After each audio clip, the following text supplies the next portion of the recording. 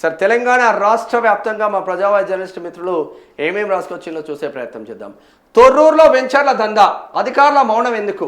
ఆర్టీఐలో 24 ఎకరాలే అంటున్న అధికారులు, క్షేత్రస్థాయిలో లెక్కకు మించిన వెంచర్లు, అనుమతులు లేకుండా వెంచర్లు వేస్తుంటే అధికారులు ఏం చేస్తున్నారు? రియల్ ఎస్టేట్ నిర్వాహకులపై చర్యలేవి? మున్సిపాలిటీ అధికారులు మామూళ్ళ మత్తులో ఉన్నారా?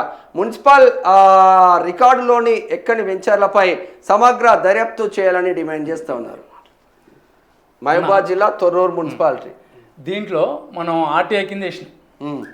ఆర్టీఐ కింద 2018 నుంచి 2026 వరకు వెంచర్లు ఉన్నాయి. ఇక్కడ రియల్ ఎస్టేటర్లు ఎంతమంది ఉన్నారు ఏంటని మనం మొత్తం వేసినాం వివరాలు.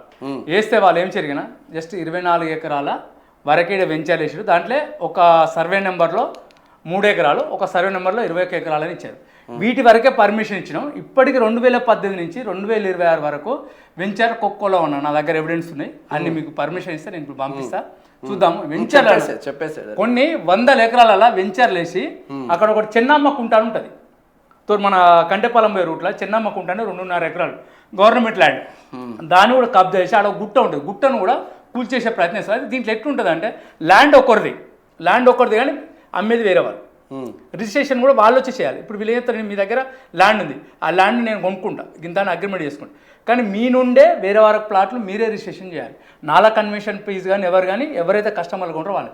దీనివల్ల నాడ కొనే వాళ్ళు ఎవరైనా కస్టమర్లకు చాలా ఇబ్బంది అవుతుంది ఫ్యూచర్లో.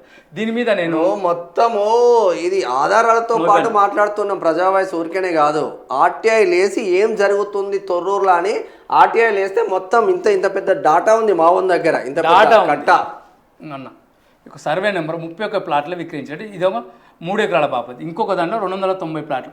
తొర్రూరు మొత్తం మీద అత్యధిక జనాభా ఉన్న మున్సిపాలిటీ ఏరియాలో ఓన్లీ మొత్తం మీద కొడితే 300 ప్లాట్లు ఉన్నాడు.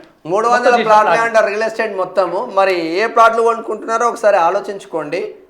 మరి ఇక్కడ తొర్రూరులో ఏం జరుగుతుందో మీరు ఒక్కసారి ఆలోచించుకోండి. పాలకుర్తి నియోజకవర్గం అసలు మున్సిపాలిటీ కమిషన్ అడిగితే గివ్వే ఉన్నాయి పర్మిషన్ అంటారు. టౌన్ ప్లాన్ అడిగితే మాకు గివ్వే ఉన్నాయి సార్, మేము ఉన్నాయి ఇస్తాం. మేము వీటి మీద మన ప్రజావాణి మొత్తం సెర్చ్ చేస్తుంది. ఇప్పుడు 2018 ఇప్పటి వరకు ఎన్ని ప్లాట్లు ఉన్నాయి, దీని వెనకాల ఎవరే ఉన్నారు, దీని వెనకాల రాజకీయ నాయకులు కూడా ఉన్నారు అనేది మనకున్న సమాచారం.